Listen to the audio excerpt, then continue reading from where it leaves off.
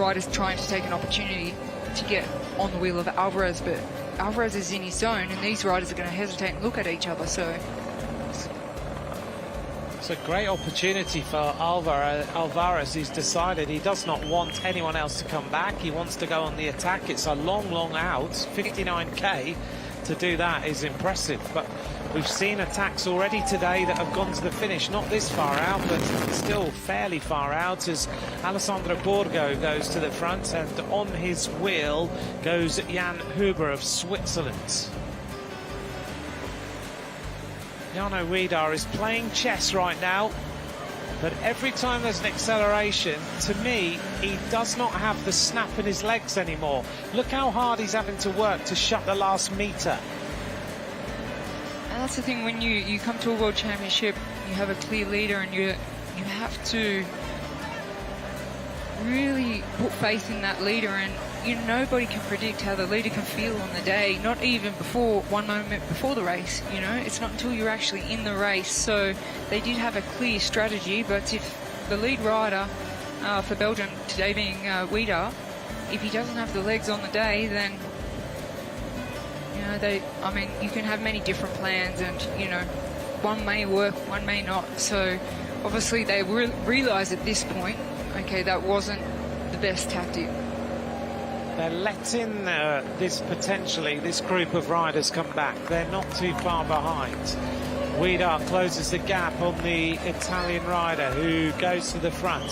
Here's the rundown of the chasing group of riders. Lollerg of France, Wiedar, Marti, Henriquez, Kudulovic, Schreckzel, Omrazel, Huber, Lopez. Ramirez of Ecuador has made it into this group as well, which is good news for Ecuador group. Here's the big peloton coming, well, big, 20 riders maybe a little bit more in the chasing peloton, trying to make the junction to help out their teammates.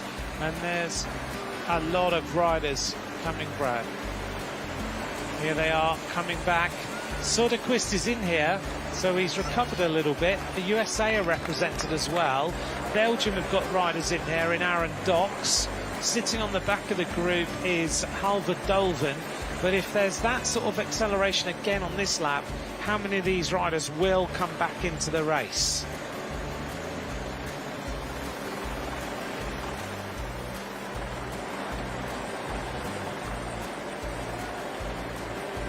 The average speed is still over 41 kilometers an hour now.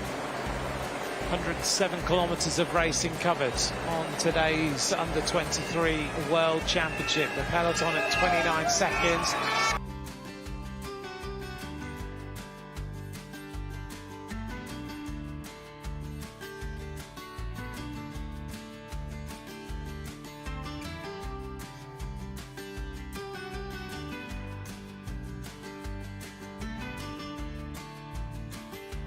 Look at the size of the crowd here now. Alvarez is our solo leader. Now, we haven't got you here for too much longer.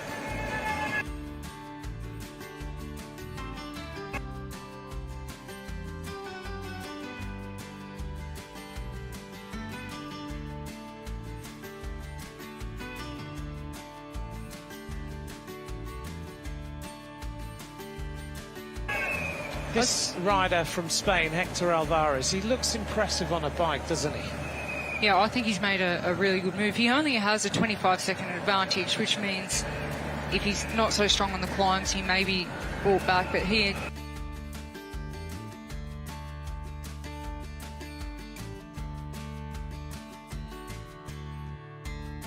took a very, very good moment. And he was strong, he was fresh.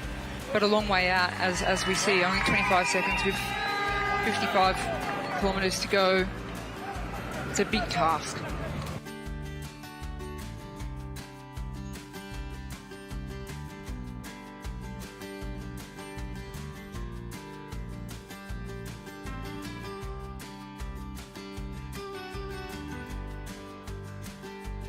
It's for Lidl Trek Future Racing. On was saying earlier on that now the junior riders, that's the race that all the agents want to watch, isn't it? How many agents have you seen here this morning?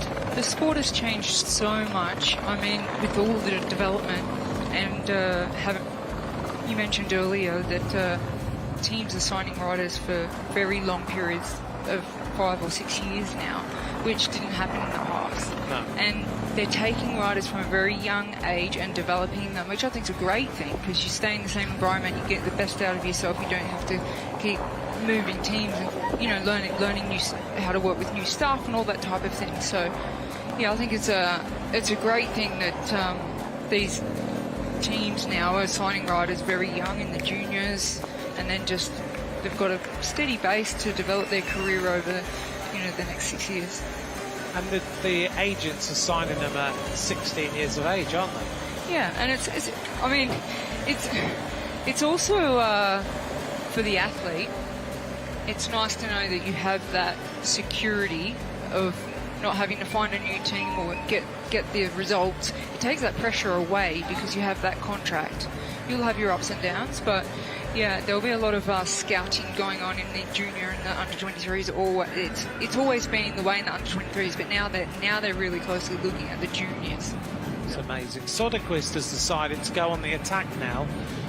The world time trial champion, he's decided to try and go across to Hector Alvarez. He was dropped, and it's probably a good tactic for the heavier riders in this group and the more sort of sprinter time trial riders. Tactically, you have to think about how, like this rider here, Soderquist, how to make best use of the course, because he's not as quick as these punchy climbers on the hills, is he? No, he's being a bigger rider, it does make it quite tough. It was interesting this morning. I was speaking with Pat McQuaid. He mentioned he can't believe Ed Madison didn't come to the World Championship. Oh, really? He thinks Mad Pedersen said that the course was too hard for him, more of a climber's course. I said that I think he could manage it if the distance was a little bit less. Yeah. Because the men's race is what, 268k or something like that. It's the amount of climbing accumulated over that amount of time is where they say, okay, it looks like it's a classic style riders race, a heavy classic styles race, but when you put that distance in there, then it becomes more of a kind of climbing, smaller, skinnier type rider. Yeah. Well, this group of riders coming across 25 seconds. And they're trying to close the gap on Alvarez. Has a little rest, shakes the legs a little bit, settles himself into this left-hander. Make his way onto the next climb. He's now reached Kigali Golf again, so he makes his way onto this rise. He'll reach the top at 51.2 kilometers of racing to go.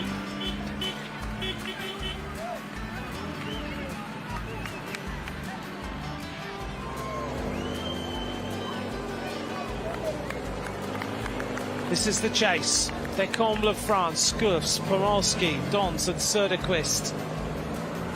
And suddenly Belgium have a different situation with Jasper Scoufs going on the move now for Belgium. Decomble is there. Soderquist can't go with the speed of the Belgian rider.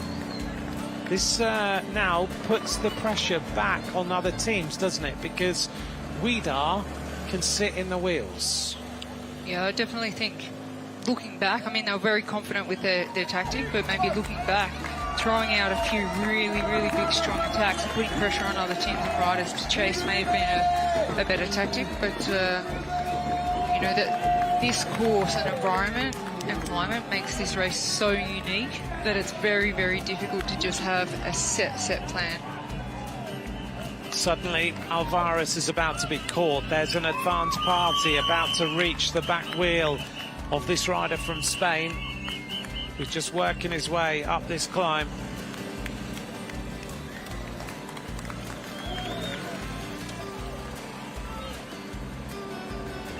So it looks like Jasper Scoufs is coming across. He's pulling a big peloton with him. That's what they don't want to do. They want to put a bit of, when they use their effort, they don't want it to be protecting other riders and resting on the wheel. That's what the Belgians have done today with a lot of confidence. They've been pushing the wind the entire race until this point. From Alvarez, obviously, out there now being caught. Suddenly the Italians are going backwards. This is not good news, but they've left Lorenzo Finn up there. This rider in front from the USA. Cole Kessler is being dropped as well. Everyone is fighting for survival because suddenly the key riders are making their moves. Munoz is also dropped. For Slovenia, Radbar is dropped as well. Alvarez refuses right now to let everyone come back, and he goes on the attack again. Schrettel of Austria is the rider who's going to have to close it. Lorenzo Finn of Italy is a very clever bike rider. He follows wheels, he surfs, he looks, he just doesn't do any work at all, Lorenzo Finn, that he doesn't have to do. And that's experience of a junior world champion who won solo last year. He's clever, isn't he? Yeah, we'll only see Finn move when an attack goes from a rider that he thinks the peloton are not going to bring back, and he's the only one strong enough to jump over to it. He's doing well so far, and now he's isolated because the rest of his teammates aren't there. But Alvarez continues. He's some bike rider, isn't he? Yeah, I think he's made a very good decision or pre-race tactic to throw out that attack and just don't worry how close they come and yo-yo or who comes over, just ride. He's got a very clear ambition. He's going to get some company now. Looks like Schrettel might get to him, the Austrian rider. So we'll end up with 2 riders at the head of the race and then a group of, what's that, 20 riders behind, with another little group trying to come across of another 6 riders. The thing I really love about this circuit, we see the breakaways and all the team tactics and all that goes on, but this circuit, because the cobble climbs so close to the finish, it really does give the strongest rider in the race the opportunity to win.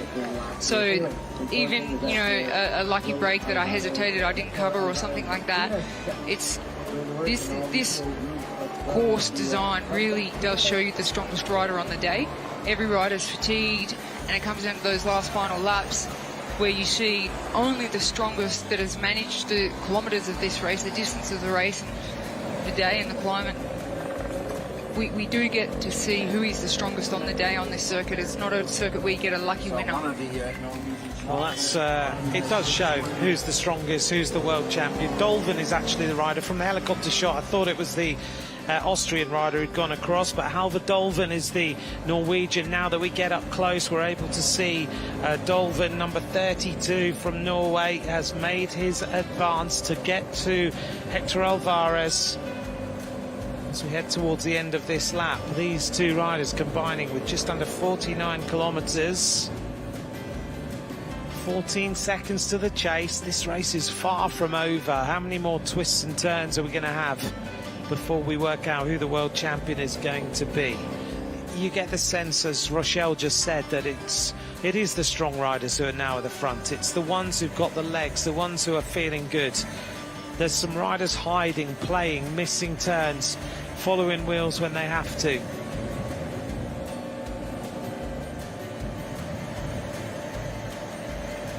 Yeah, like some people may say, oh, Alvarez made a lucky move, but nobody could. He didn't attack and he got caught, he got brought back, and he attacked again. And we saw riders were fighting to get across to his wheel, and only one's managed. So we are seeing on this particular circuit the strongest riders take the rainbow jerseys. 17 seconds, Alvarez goes to the front, onto the cobbles again. Top of the cobbles will be 46.4 kilometres from the finish. We'll then have the run into the line, 3 laps to go that time. And we've got a bit more of a swelling of numbers as we make our way to the cobbles, but the question is how many will make it to the top of the cobbles safely in the group. Cole Kessler at the back, wearing number 71 from the United States of America.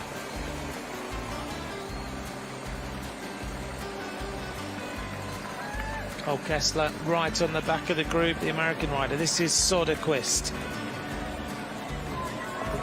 Kessler, he also rides for Lidl Trek Future Racing, so his teammate is the rider from Spain who is out the front. This is the Austrian rider this time. This is Marco Schrettel, who's been good on the cobbles every time.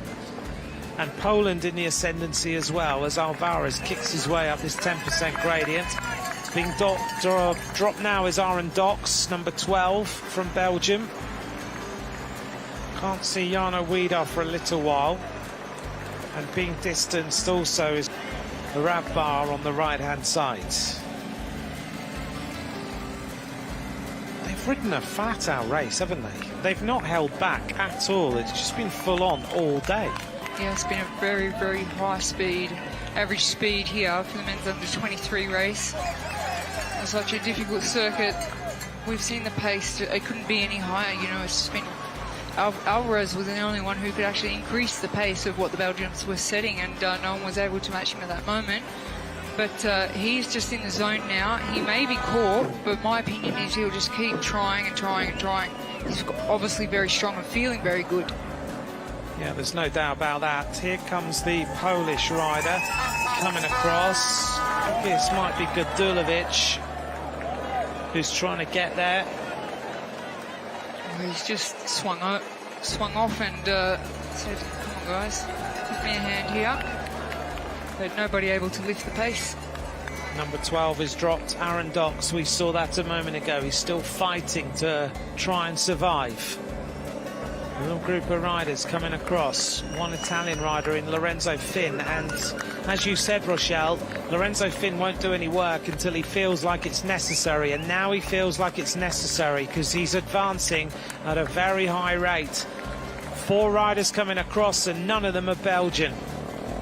Yeah, it's a good time for Finn to put his effort in to get across, because while he's hurting himself, he's also hurting the other riders. So if he was to do it on a smooth surface or a flat section, he'd be protecting the other riders. But doing it on the cobbles on a steep section, he's hurting the riders as much as he's hurting himself. So it's the best place to put his big effort in to try and close that gap to the 2 leading riders. Good job by him. So it's Lorenzo Finn, the junior world champion of last year, who pedals his way across to Dolvin and Alvarez.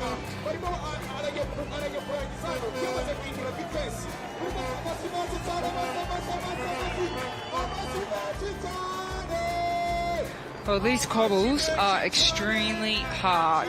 I've been out there on the bike, and you can't access, the bike's vibrating, you can see there, but I've ridden a lot of cobbles, but trying to keep traction, obviously, on a very steep section. You won't see many riders out of the seat on the cobbles, but every single thing on your bike and your hands and your muscles and your skin and your eyeballs, everything's shaking, and it just takes so much out of the body, and it's such a relief to hit the smooth surface again.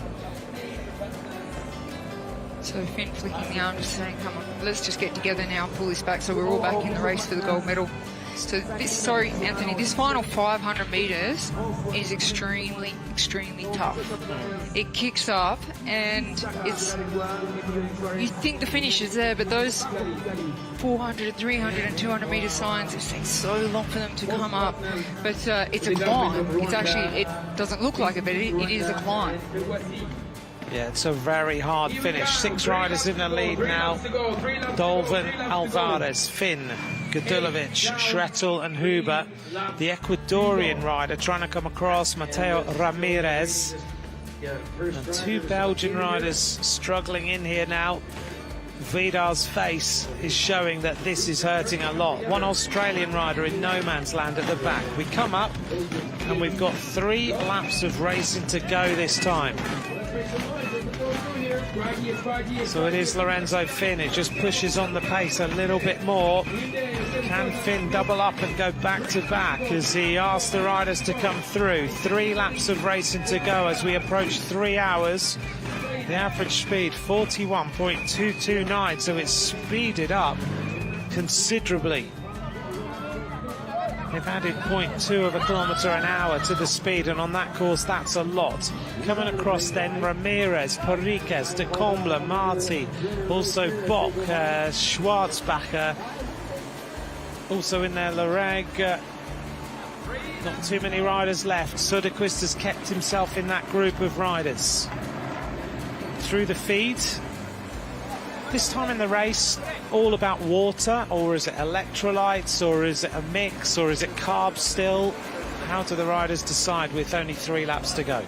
A lot of the hydration with electrolytes would have been started a few days ago. It was really, really important here to stay hydrated, but there'll be no doubt that electrolytes are the #1 priority of hydration throughout this race. So they've got 2 feed zones on the circuit where the riders have an opportunity to take bottles. Spin there just asking for a little bit of help, and he actually looks, to me, he looks very fresh and good. He does, doesn't he? He does. You look at the other riders in here, and there's some faces being pulled. He looks so in control. I tell you what, the Belgians will be so disappointed that they're not in that group, and they found themselves all over the place. I had an opportunity to have a quick chat at breakfast with Ton van Dam, who is the president of Belgian cycling, and he was quite confident they were going to win the gold medal here in the under-23 men's race today. However, at this point, it looks like they're out of the game. Well, at the moment, they are out of the game, but I just wonder about that tactic. We've talked about it a lot. It just looked like it was using up all your matches very, very early. And if they'd waited and let the other teams take control, the likes of Tim Rex, who did such a massive day on the front. If he had legs like that today, to be able to do that much work on the front, in the final of this race, if they'd kept him, would he have had the legs to right now be at the front with a couple of riders? That's a big question, Anthony, because what he did was phenomenal. Yeah. To be pulling that high pace on the front for 100 kilometres here is unbelievable. So it is he could have been the strongest in the race. They used him up as a teammate. Well, you have to make a call. The team managers have to make a call, and clearly they decided that all eyes were on one rider and one rider only. Tactically, hasn't worked yet, but they could still rescue it. They've still got riders in the chase group as Lorenzo Finn goes into the aero tuck and says to Alvarez, come through and work. Schrettel is there. They're fully committed. Also in this group is Jan Huber of Switzerland. Behind him is number 23, Gadulovic. And then it's the Norwegian rider, Dolven. Where's number 32 in that red jersey with a big blue stripe across the back? Lorenzo Finn goes into the back position, takes another drink. He has been drinking constantly in this race, pouring water over his head, taking a drink, keeping himself really hydrated. In comparison to everybody else, it's been more noticeable than anyone. It shows me that he has the energy to do that, because a lot of riders are not doing that just simply because they're too fatigued. And he looks comfortable, the Italian Finn. He'll be very happy that he hasn't got Weida there to contend with. It will give him a confidence boost. He will just hope that these riders all know that their opportunity for a medal at this World Championships is now. Let's keep the pace high, and they seem to be all working well together. So Schrettel tucks in on the back. He's got quite an unusual style on a bike, Schrettel. He did ride for Trinity Racing back in 2022. He now rides for Tyrrell KTM. This is Belgium trying to rescue this race. Camille Eamon behind him. He's got number 15, Jasper Skufs, and then Jarno Uida, their favourite. And they are burying themselves to try and bring this race back together. They have had 20 kilometres of a barrage of attacks from other riders once they sensed that maybe Belgium weren't as strong as everybody thought they were in the early stages. France still have 2 riders in there, in De Comble and Lulurg. Heading our way down towards Kigali Gulf. We're going to hit there in about 5 kilometres. 4 kilometres now to Kigali Gulf. And then we set ourselves up for the 2 climbs yet again. But everybody's contributing here, Rochelle. Totally different squads. Everyone knows there's medals at hand. And everybody is fully into this breakaway now. Yeah, I think these riders will give everything that they've got, because if they sit up, then the dynamics of this race completely change again. But this is an opportunity for every one of these riders to potentially win a medal at the World Championship, so all willing to put in the hard work. Well, today. He's gone. It's game over for number 13, Camille Eamon. He's finished. He is absolutely exhausted. If Belgium don't get back to the front, you can't fault Tim Rex, Camille Eamon, and the workers in that squad. They have done everything they can. So there's our group. We cast our eyes back, and there's the chase. It looks a lot now on that descent, doesn't it? Yeah, and it's difficult to make up time on the descent because they'll both be doing the same type of speeds, front group and the chase group.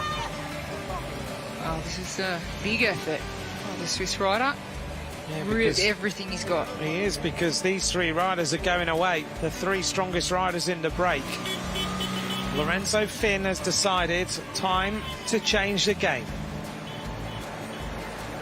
Do you get the feeling this Italian rider's fully in control of everything that happens at the front of this bike race? Yeah, I think, he would have got a massive confidence boost from the tactics of the Belgium team, because that was really a card that was played into the hands of the Italian team, and he would have a massive confidence boost from that, and the way it's played out now, I think mentally he'll feel like, when we get to 30 kilometres to go, we call that in a long race, road race, that's the business end of the bike race. With 30 kilometres to go now, they've got 38 kilometres to go, and he's decided, right, now it's time to make this race. And he's with the two strongest riders, clearly. I don't know about the Norwegian. To me, he seems like he might be just hiding a little bit. But the three at the front seem to just have that effort, that pace. And every time the road goes uphill, they're at the front. 52 kilometres an hour. Alvarez is the rider who takes that corner first. We head towards Kigali Golf this time. This is the fast section, 64 kilometres an hour. The chase is now at 30 seconds, so they're not coming back at all. They come up to the boards, they're able to see, and in the background there is no sign of any riders. You just saw Finn, he took a look, and he knows that this is the group, this is the move. One interesting thing about the World Championships here, when we talk about the race tactics of this team and the race tactics of Belgium, is that at the World Championships they don't have race radio communication. So if the team director had identified that they were making a mistake and wanted them to change tactics earlier, it wouldn't be possible to get that information to the riders, and they're used to racing with race radios. But being the World Championships, they eliminate that to make it a more fair race, a more exciting race. They eliminate the race radio, so it's not so scientifically guided by a race team director back in the race car, and riders have to make decisions for themselves. And that's a timing board there, just to let them know they have a 25-second advantage on the chasers. The fact they don't have race radios, we've seen in the past, haven't we, sports directors in the pits with boards and things trying to give bits of information. But there's no way of them saying, come back to the team car, talk to me, I need to give you some information. It's all left to the riders' own devices, isn't it? And I wonder whether Belgium would have changed their tactic at some point. Yeah, I think many years ago, having people from your team placed around the circuit with boards of communication was a really big thing that might have been overlooked on this circuit. Could have been very helpful. Yeah, could have been. It's just a matter of whether the riders would have the energy or focus to catch what's on that board. It's quite hard to find a place on this course where you can actually get an opportunity to read something on the side of the road under so much pressure all the time in every single part of this circuit. Yeah, Finn looks very composed, doesn't he? It does. There's only 3 more climbs of this to go. This is one of them. 14% its gradient. Trettel is the rider on the front. He's won the All Nations Grand Prix He's had a number of different places. He was third on a stage of the Tour de l'Avenir. What happened there? I think chain drop or... No, he's finished. He's done. He's just completely exhausted. Belgium have no riders left. This is Jasper Scoops. He's done what he can. And he's all over the place. The Norwegian has given us the answer. He's not hiding. He just doesn't have the legs. Dolben looks around. Also being dropped is Gadulovic, and Lorenzo Finn has decided, right, let's make everyone hurt again. He's doing this at will. He is the rider with the script of today. He's the rider who is deciding every single move in this bike race now. It's very, very impressive to watch. Gadulovic has gone. Finn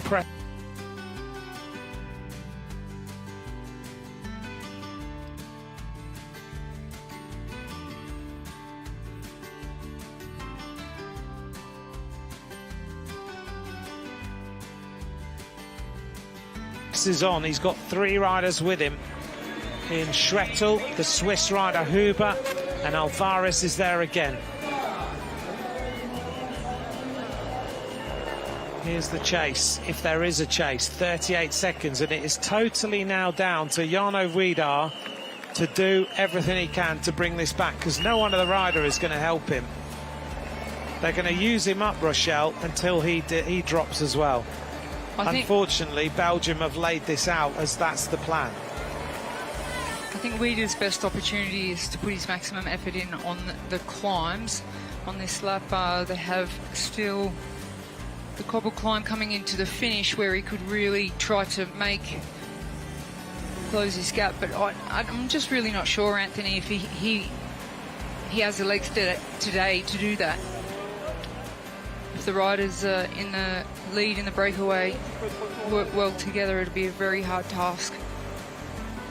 There's one more rider going to come back. Gadulovic is fighting and trying to come back. Look at the gap. You can see this bike race is all about the front now. 47 seconds to the group of the strongest riders in this under-23 World Championships. Gadulovic is coming across the entire group. Look at the 2 Spanish riders sitting behind Jarno Widar, just looking around thinking, well, keep on going, because we're just going to sit here now. That's frustrating for Widar, because in fact I think there should be a contribution from the other nations to pull this back, because if they don't, I don't think it's possible for Widar. We can see that the lead is actually going out further and further, a second here and there.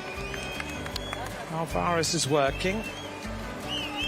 So Spain won't chase, but there's a number of other nations in that chasing group who could. France in particular, they've got 2 riders. They could maybe decide to sacrifice a rider, but I would imagine they're just thinking, let Widar burn himself out and then we'll decide what to do. Lorenzo Finn swings his way back onto the group of riders. Yeah. Italy have done a great job today.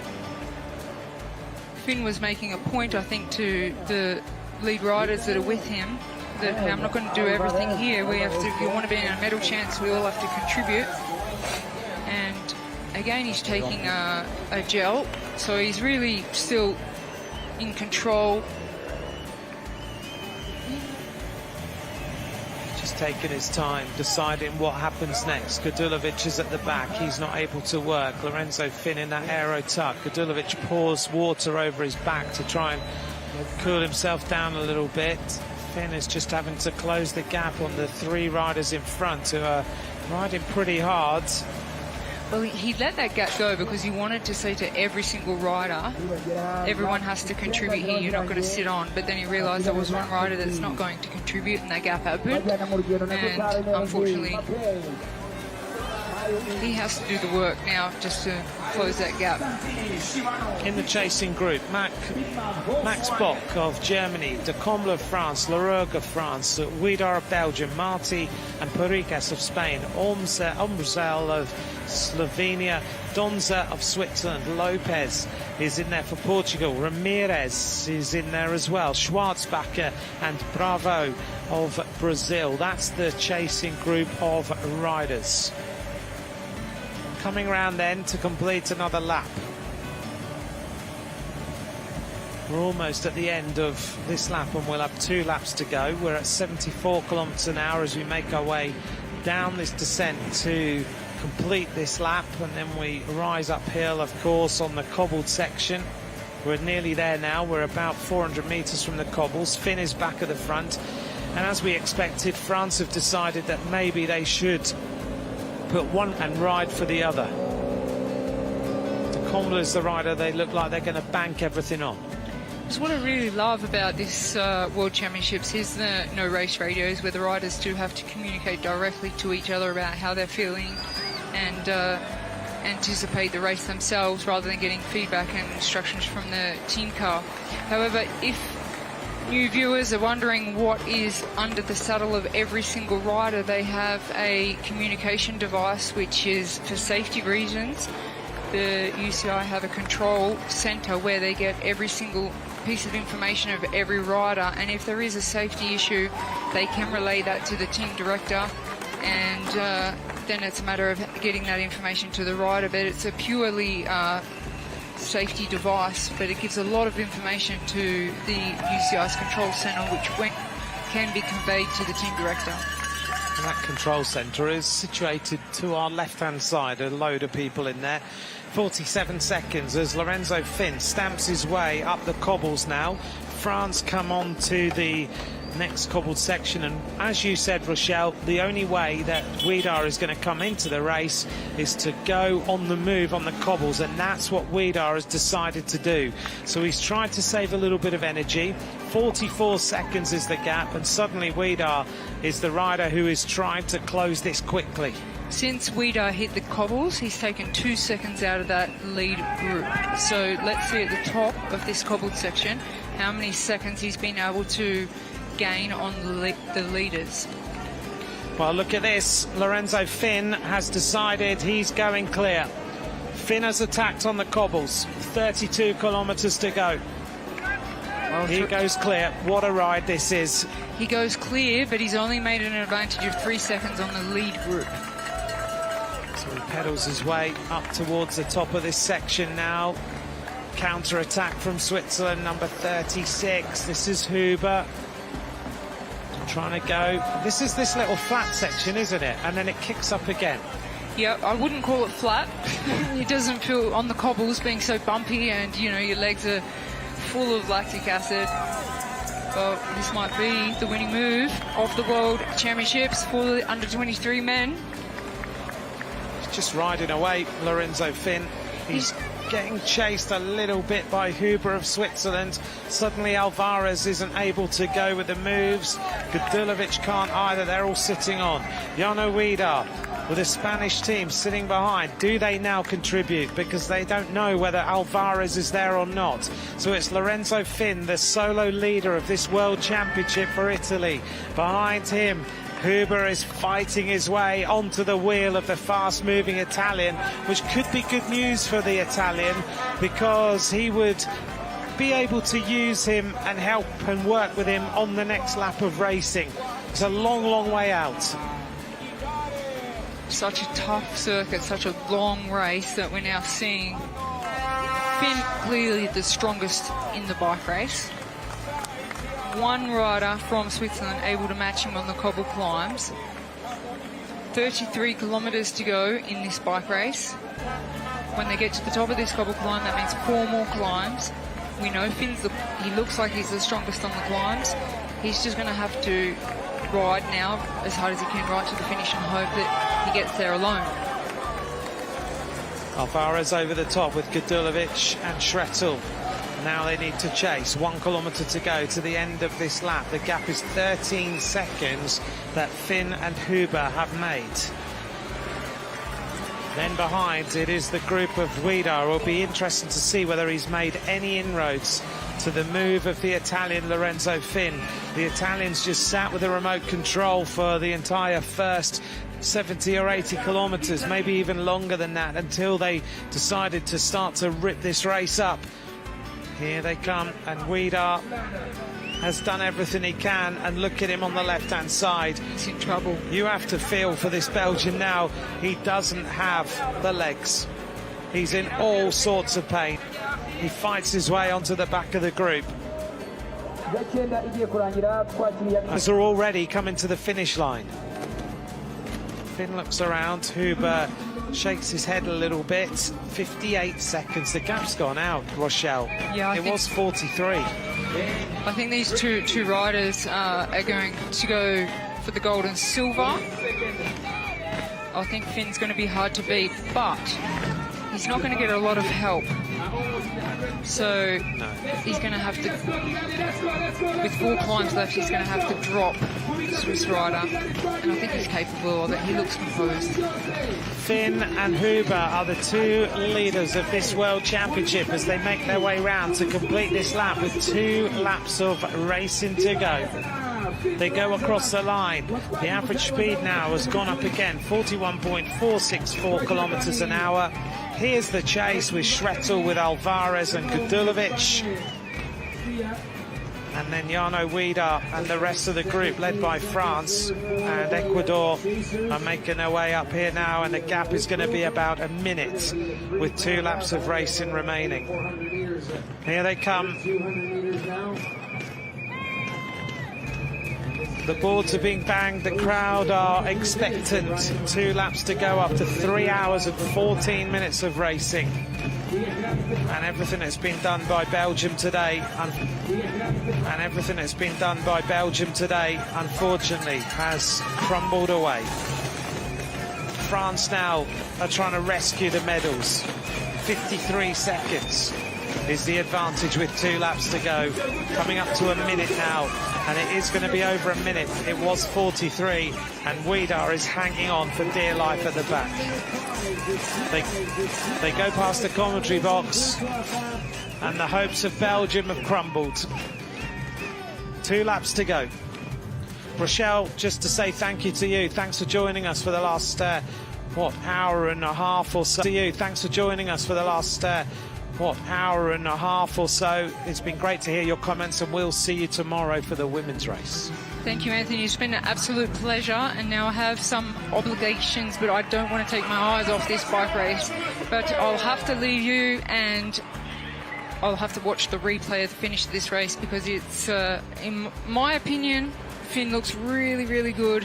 Huber is doing exactly what Finn needs him to do. Just contribute a bit on the flat, on the smooth surface, and I'll give it all. I've got it on the climbs. If you can match me, good on you, buddy. So, yeah, thank you, Anthony. It's been a pleasure, and we'll be back for the women's racing tomorrow.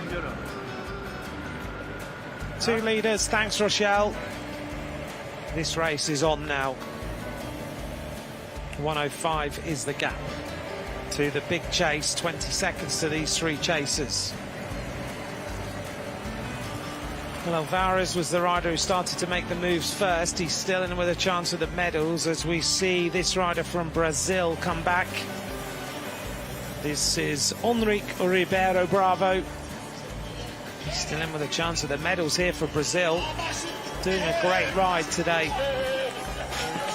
It's flat out on this section of the course. 2 laps to go.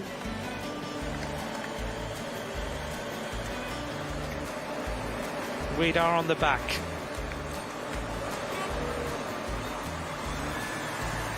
Cars coming up now.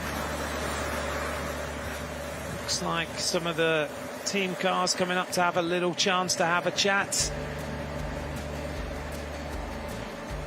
The first chance on this part of the course to actually have a conversation. And it's the team car of Spain.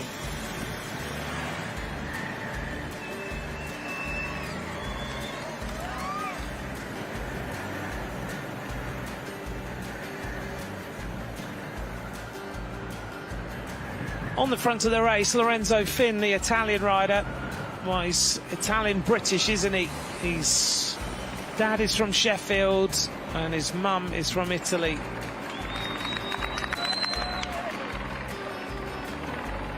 He has been the rider who's decided how this race plays out. It's very rare to see a rider so young in so much control. He's been able to just decide, let's make a move here, let's make a move there, let's see how things develop.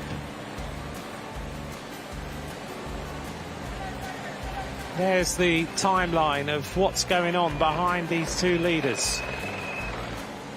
At the moment, going for the medals, Alvarez, Gadulovic and Shretl. They've still got a chance of catching these two leaders if they keep pushing on. Gadulovic hasn't given up. They can still see them in front of them. Can they close the gap? But the big story is back here and this chase, as everybody looks at Jarno Wiedar, and Belgium maybe gave the indication that they had total faith in winning this race today, because everybody else is watching the Belgian rider. Sometimes tactics work, sometimes they just don't work out. Riders are human, they're not able to do everything you want them to do. Lorenzo Finn rides for the Red Bull Bora Hansgrohe rookies. He's with Jan Huber. Huber is a Swiss rider. 11th in the Tour de l'Avenir. He is no slouch when it comes to bike racing. It's not a surprise that he's up here. Tour de l'Avenir of 2025, he was behind Paul Sexas, Jarno Wiedar, Jordan Norgan, Lorenzo Finn, Maxime de Comble, Pablo Torres. Jan Huber was 11th overall, behind some incredible competition in that Tour de l'Avenir.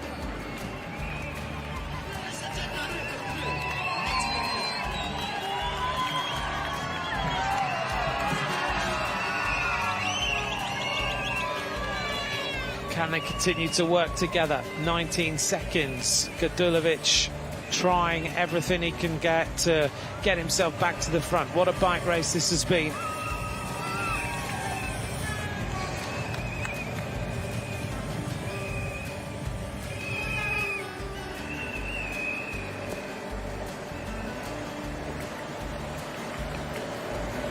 Well, back in this group, we can see him, Enrique Bravo. He's riding superbly, isn't he? He joined the Soudal Quick-Step team at the beginning of the season. Of course, he comes from a football region where it's all about soccer. Comes from Nova Lima, lies 500 kilometers from the Atlantic Ocean. He rode mountain biking in his career. He's a good climber, the young Brazilian, and he's doing well here. He now spends his time living in Girona, where so many other bike riders do. But he's doing Brazil proud this afternoon.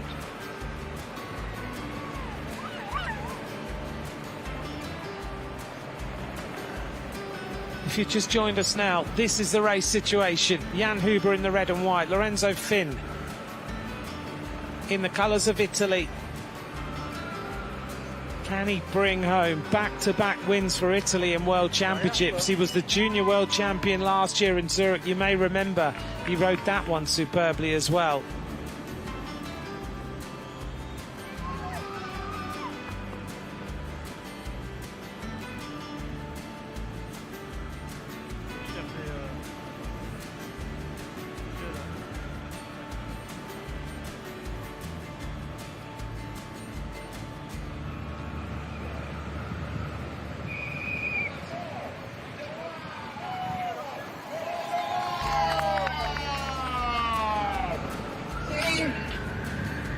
Here's the rundown of Jan Huber, 20 years of age. This is a big moment for this Swiss rider. We've seen him develop. We've seen him having third places in his national championships. The Tour de l'Avenir potentially was the turning point for Jan Huber in his career so far. Before that, he was a progressing and developing bike rider. But here, being at the front of a world championship at this point in the race is a big move for this rider. Swiss cycling is starting to again produce some fantastic bike riders. Mark Hirschi was the winner here in 2018. 2.7 kilometers of racing to go. We're about 900 meters from the base of Kigali Gulf for the penultimate time.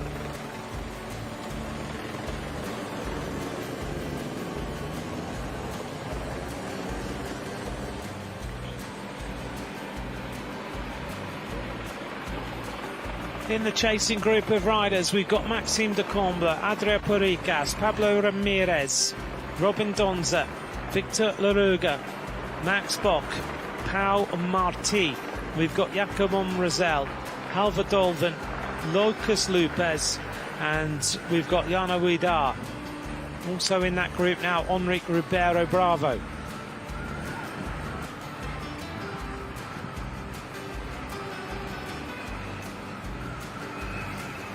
Well, if you've been with me all day, thank you very much for joining me.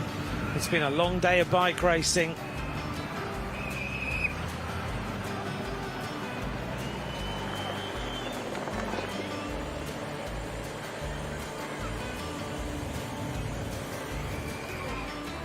We've had two exceptional bike races today, and this one is just boiling to its conclusion.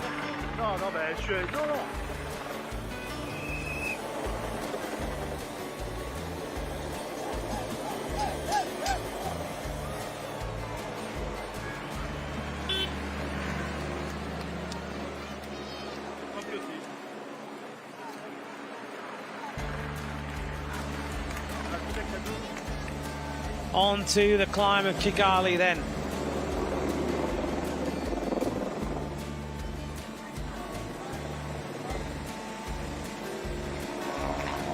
Can these riders close this gap at all?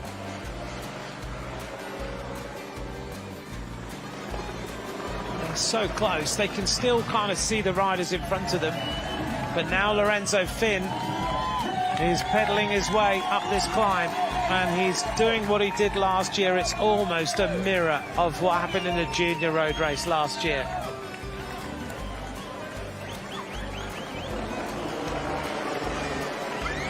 He was with one rider, he attacked them and left them behind.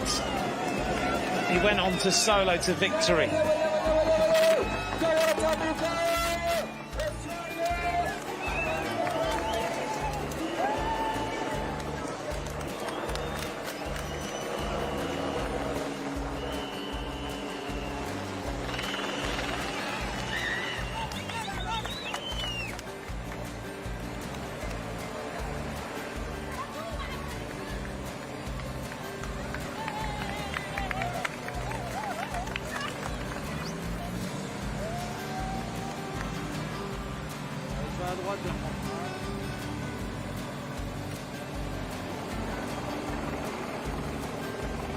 Look at Jan Huber's face.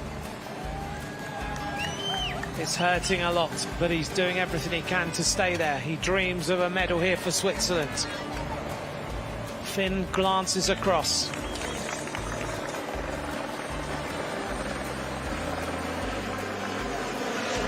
We're coming up towards the bell soon. We're going to get to the base of the cobbled climb at 17.5 kilometers to go.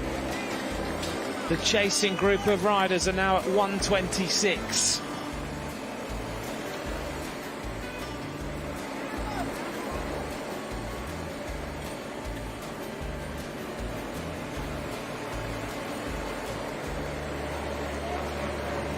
Speed is still up over 41 kilometers an hour. That's where things are going on. That's the leading group and the chasers out on the course.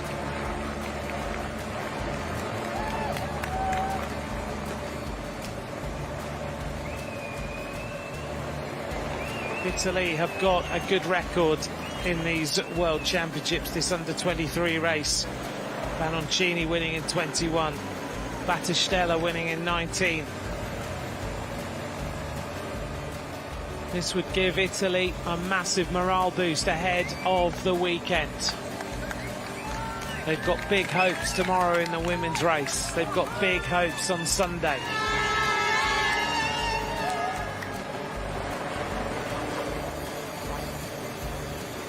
Downhill for Huber into that turn. Finn in second place. We come up now. But looking pretty stable and strong right now is Jan to the Huber. final cobbles before we head towards the bell.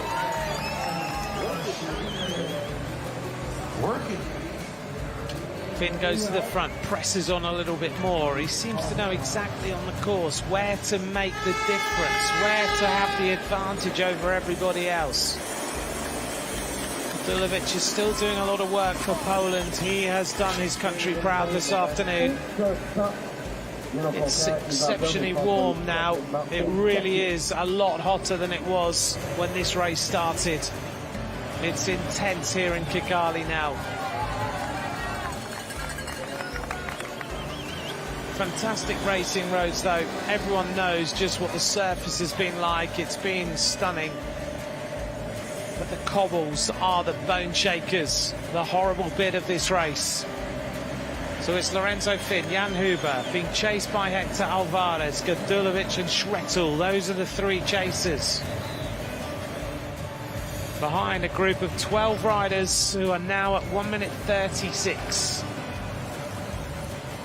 70 kilometers an hour into the aero tuck, downhill towards the bottom of Kimihurura for the penultimate time.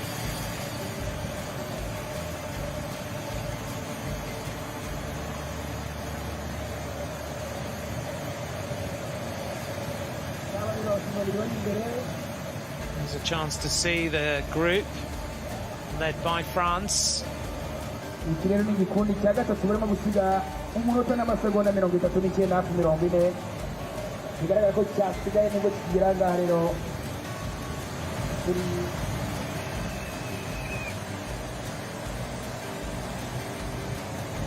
Finn just with a couple of bike lengths on this descent.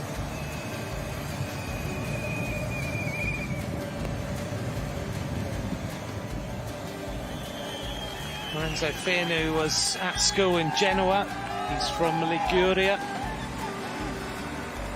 Onto the cobbles now for the penultimate time. What is the scenario going to be on here? Finn starts to really push the pace. He attacked here on a couple of occasions at 39 kilometers. He attacked here at 32 on these cobbles last time. He has exploded this race. Now he starts to really ramp up the tempo as he pedals his way. Look at Huber. He's just concentrating on that back wheel as though everything in life depends on staying on that little piece of rubber that's in front of him. Mentally, Huber is so strong, you can tell that. It's pure concentration. Schrettel, the shoulders going left and right. Huber's shoulders. But he's exhausted, but he's still there. The Swiss rider is having an immense day. Lorenzo Finn checks under his arms there to see whether there's still a wheel. It's there, but it's about a metre away as Huber fights his way back on.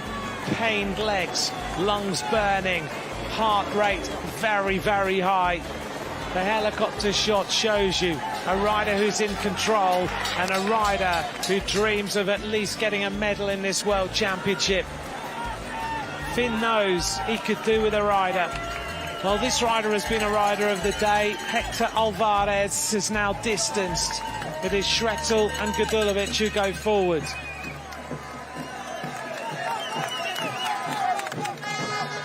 Finn now onto a little bit of respite. Huber.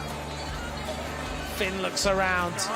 He wants some company. You get that sense.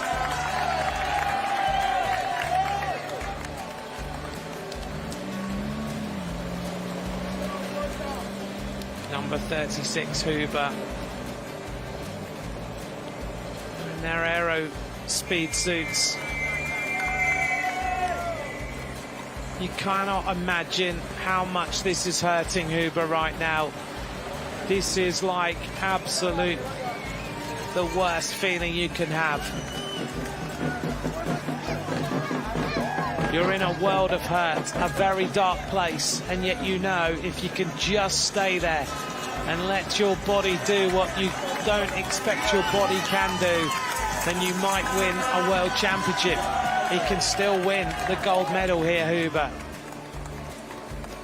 Finn checks again over his shoulder. He knows he's still there. The Shimano neutral service car looking after these two riders behind them. 220 metres of painful cobbles remain. Then they go across the top. Then it's about the run to the bell. It's amazing what the mind can make the body do. Huber has made it to the top of the cobbles. He's absolutely on his limit staying with the Italian.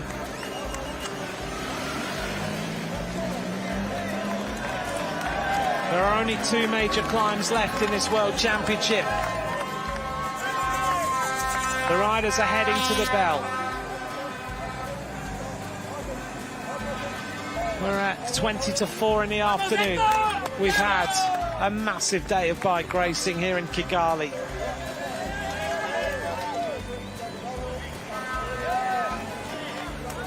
Schrettel wants to get rid of Alvarez, who is still fighting in the background.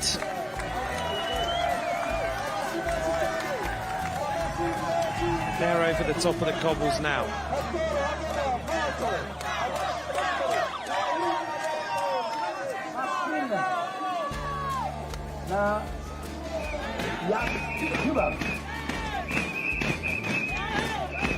They head their way now towards the bell.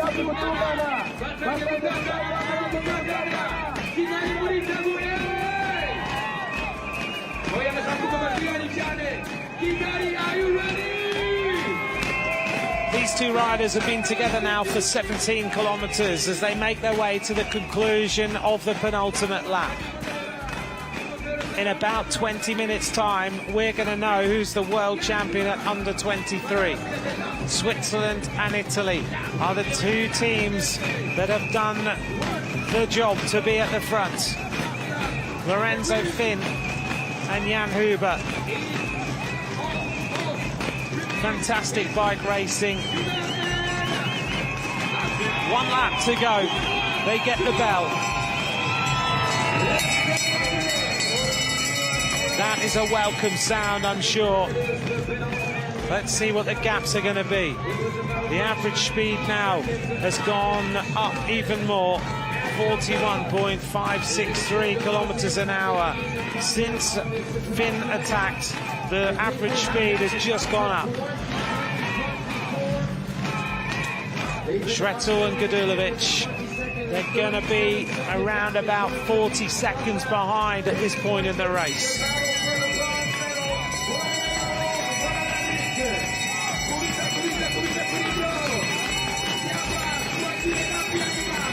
One lap of racing for the two chasers. The gap is immense now, 49 seconds it is.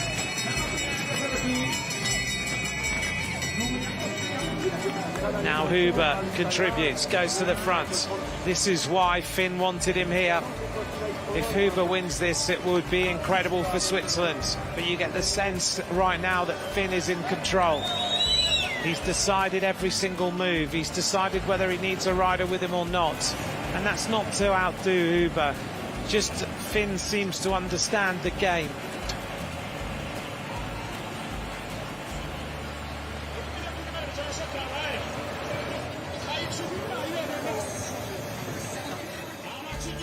Alvarez is trying to put himself back in a chance of getting a medal here. He's not far behind. He's just left wanting on those climbs. And here is a very tired group of riders. They're racing for the top 10 in the world. And no longer there is a Belgian rider in this group. Jarno Wiedar is gone.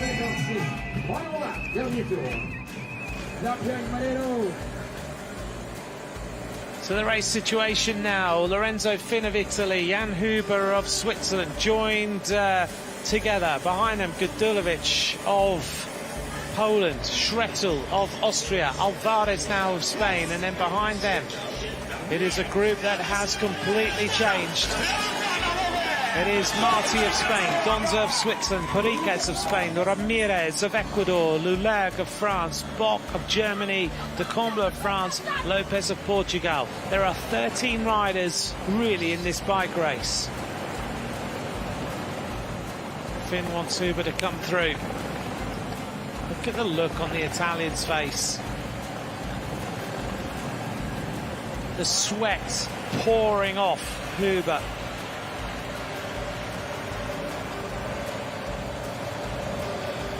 .157 is now the advantage to the peloton. Surely it's about these two riders.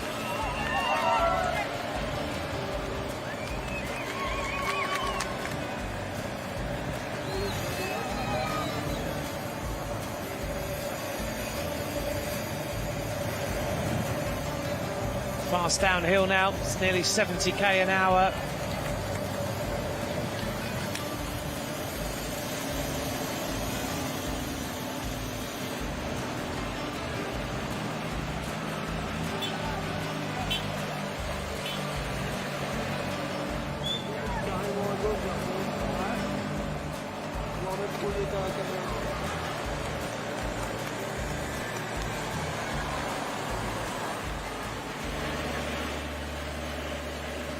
Here's a look on the faces of the chasers.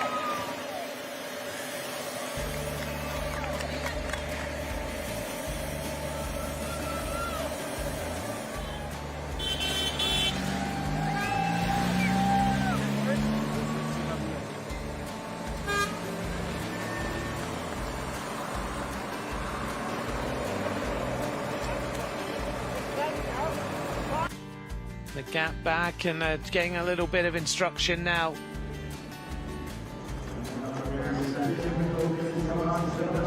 And a very tired and disappointed Jarno Wieder. For them, they powerhoused their way through the first portions of it.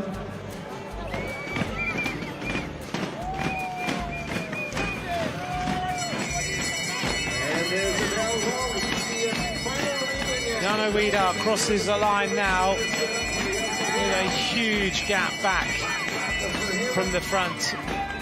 4 minutes 56. Well, you cannot fault Belgium for trying. They went out early, they rode on the front, they used all their troops, and then Italy and Spain took them on. And they have been the team, in particular the Italians, who have shown tactically how to win this race. The question is, can Finn now finish it off? Can Huber hang in there and win the sprint?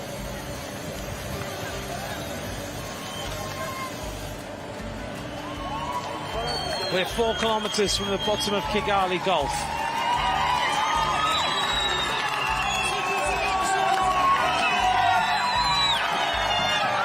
Massive crowd, 10 deep at times in the barriers.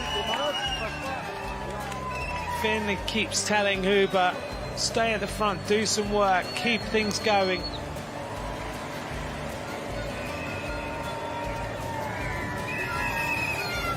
He's the one who is dictating everything. Yet again, another drink, another bottle, more water. Gets rid of that one. Comes into this turn. Just eases his way through. Aerodynamic with the pedals at the right position. Huber on the front, looks around. He wants the Italian to do some work. He needs to start to get a bit cute now as to how he wins this bike race, because they don't know what the gap is. 44 seconds should be sufficient for these two riders to go all the way to the line. But if they start to mess around or things go wrong, these 3 riders will come back into the game.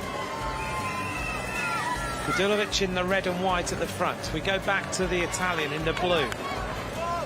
He wants Huber to go through.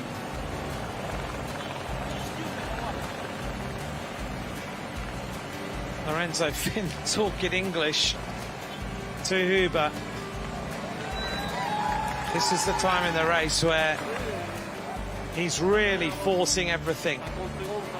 The gap now is shown to them. They'll know they've got 43 seconds. And Finn knows, take it with me and let's work together. They both deserve silver and gold. It just depends which one gets the rainbow bands.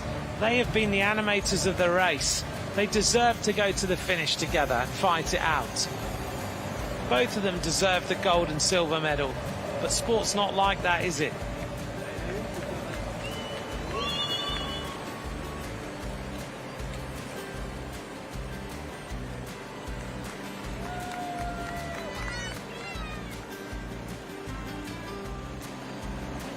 Well, Switzerland have had success in this race before. The last medalist for Switzerland was Stefan Bissiger in 2019. The year before, Mark Hirschi took the title.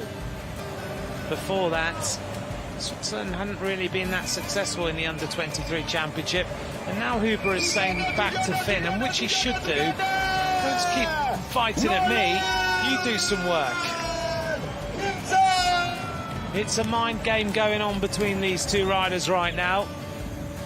Finn wants Huber to do more work. He wants to tire him out. He knows he's tired. Huber knows potentially I can hang on to this guy and I can beat him at the finish line. So it's not a done deal for either of these riders. So there's still a game being played.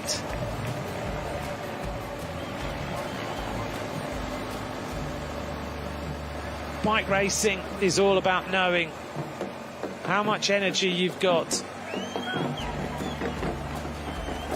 how you use it, and how you use everything to the best effect.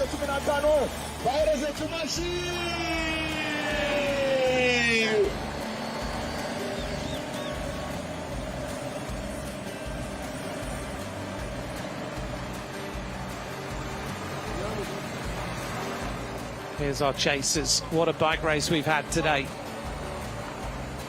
Can they come back? They're still only 43 seconds behind. So if these two falter, play a game, mess around,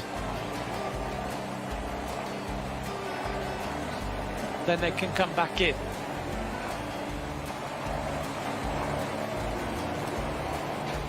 .144 is the gap to the peloton. So the peloton is not in the game anymore. Huber says to Finn, do some work, and now this is a bad moment. This is a moment where this race could be lost. They need to keep working. Enough of the games, enough of falling out. You're at the front of a world title. And if they start to mess around, the three chasers can come back into this bike race. Alvarez, Gadulovic and Schrettel are still behind, and they're not far behind. They cannot afford to throw away this World Championship, having done everything right. On to Kigali Golf. They need to sprint up this one. And Lorenzo Finn starts the acceleration, and now he wants to go away. Huber fighting for all he is worth. Finn now puts in the hammer blow, and the Italian starts to ride away.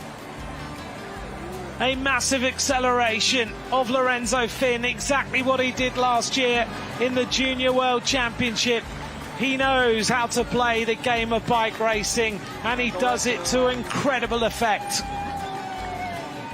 Finn goes. Huber hangs on now to just try and fight his way to the top of Kigali Golf. Lorenzo Finn in the Maglia Azzurra of Italy is in the ascendancy in this under-23 World Championship. This rider has basically this morning written the script of how this race should go, and he has demolished the opposition. Lorenzo Finn is almost at the top of Kigali Golf. Now we see him grimace for one of the first times. Huber is in a world of pain, a world of hurt, and potentially he may well lose a medal. Switzerland urge him to the top of this climb. It's 9 seconds. Schrettel of Austria goes on the attack. Big move of the Austrian. He now is going to try and fight for the bronze medal. Alvarez and Gadulovic are a little bit nailed to the road right now.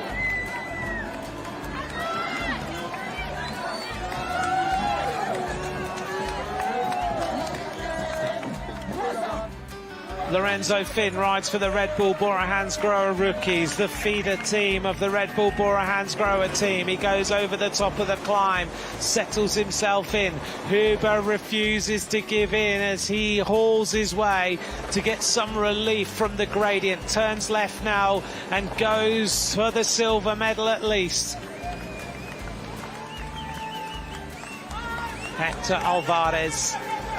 He's been one of the main animators of this race. You have to admire the way he's ridden. 5.5 kilometres of racing now to go. This is our third rider on the road. If you're just joining us now, Lorenzo Finn of Italy is first on the road. Huber of Switzerland is second. Schrettel of Austria is third. And now this rider goes into time trial mode. 5.5 kilometers to go. He starts to feel the intense pain of an incredible effort. Tongue is out. He's all out right now.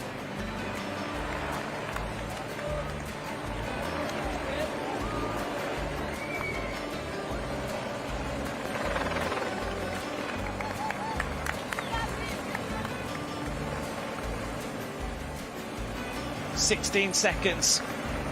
Schrettel is 40 seconds behind in the fight for this silver medal. You can see the salt on the backs of these riders. Lorenzo Finn. At this intensity, it's easy to make a mistake. He looks across. 4.8 kilometers of racing to go. There's the timeline. The peloton is way, way behind.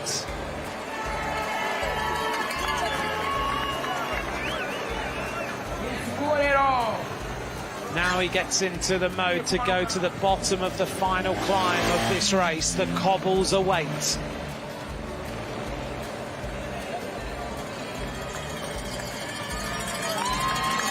going to have good eyesight to see that time board. Coming in there at 70k an hour, and the board is on the corner.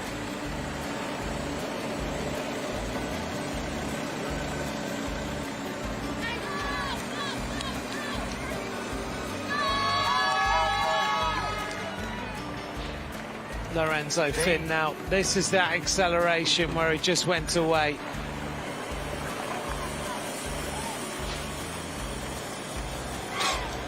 He went 21 kilometers solo last year. The Italians are already celebrating.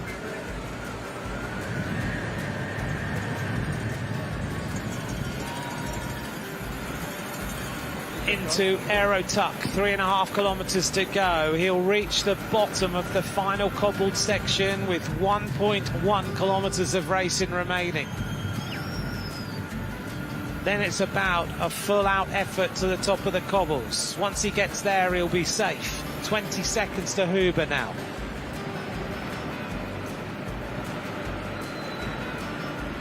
This rider in this 164.6 kilometers of racing has never faltered. His team have been incredible. In particular, Pietro Matteo has been one key rider in this amazing ride of Lorenzo Finn. Alessandro Borgo and Simone Gualdi were incredible too. What a lineup the Italians brought to this race. 3 kilometers to go now for the rider in the silver medal position. He still holds on to potentially giving Switzerland the silver this afternoon. Lorenzo Finn now turns the corner, gets ready, settles himself and goes onto the cobbles for the very final time. Looks ahead, 11%, this awful gradient at the bottom. His teeth will be chattering together. He'll feel every single little bit of pain with even more intensity. Huber is still there, 21 seconds. He hasn't totally cracked. That's impressive because it would be very, very easy to do so.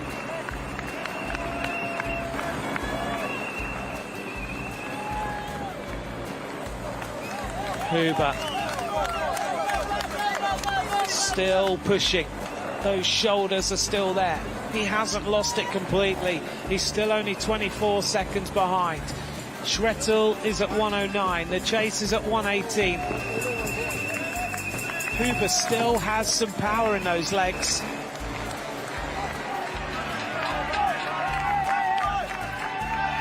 The top of this climb is at 1.1. He's got 1 kilometer of painful cobbles to go. Schrettel now makes his way onto the cobbled section. The bronze medal beckons for Austria. Gadulovic and Alvarez are still behind. They're only 8 seconds behind this rider.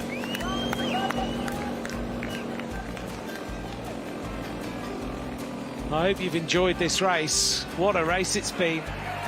So much to absorb, so much to talk about.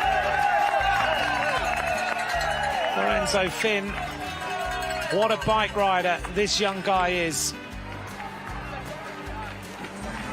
This is the under-23 World Championships we're watching. This rider is 18 years of age. He is the youngest rider in this bike race.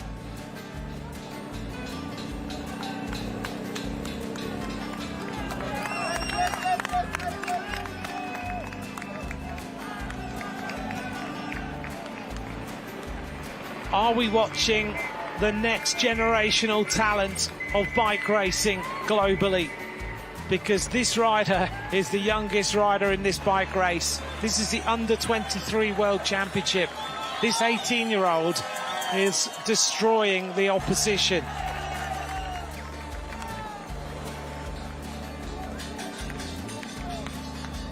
Schrettel hanging on right now, still for bronze. The two riders behind believe that it's possible. Finn can see the top.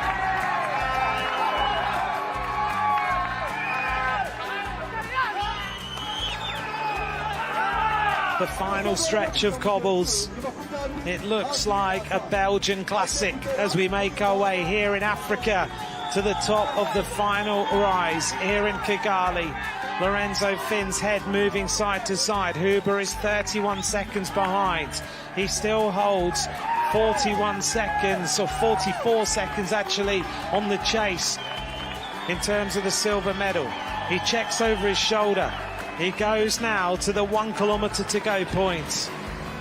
Lorenzo Finn has produced the ride of the day. Huber is almost at the top. This rider deserves a medal, there is no doubt. He's hung on so valiantly to the wheel of Lorenzo Finn today. Finn has been an immense talent. The thumbs are up, he checks behind. He went on the attack with 39 kilometres to go. He was joined after another attack by Huber at 32 kilometres to go. 500 metres now remain. What a day for Sheffield, because this morning Sheffield took a world title. This afternoon, Lorenzo Finn's dad's from Sheffield. He's an Italian rider from Genoa. His mum is Italian. Last year, he was the junior world champion. This year, he comes into the under-23 World Championship as the youngest rider and basically destroys all of the best under-23 riders in the world. The top of the climb arrives. This has been the most incredible ride by the youngest rider in the bike race. It was like he wrote the script. It was like he had a remote control, because he made every single move. And when he made a move, every single move was perfection. What a talent, what a ride. Grande Lorenzo, the world champion, is the youngest rider in the bike race. He goes back to back.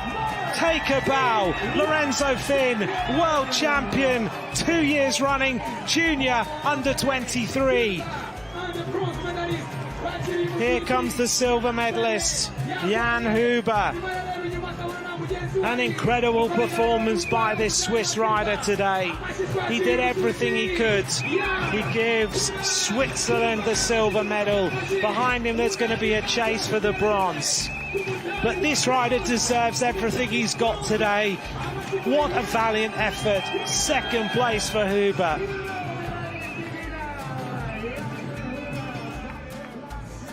Take a bow. That was very special. It looks like it's going to be a bronze medal for the Austrian rider. He's been involved in all the action today. Marco Schrettel is going to give Austria, by the looks of things, the bronze in what has been the most incredible race. It all comes down to whether you have the legs on this course in Kigali. You have nowhere to hide. Bronze medal to Austria. Marco Schrettel is on the podium.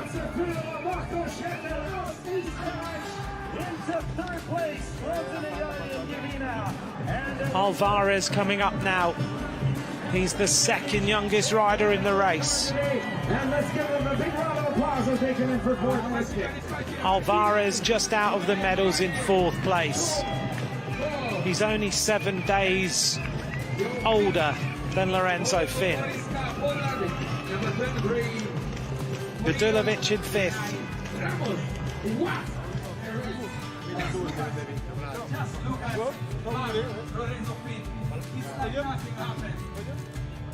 Have we just seen the next generational talent in bike racing? Because to do that is something incredible. Now they sprint for the line.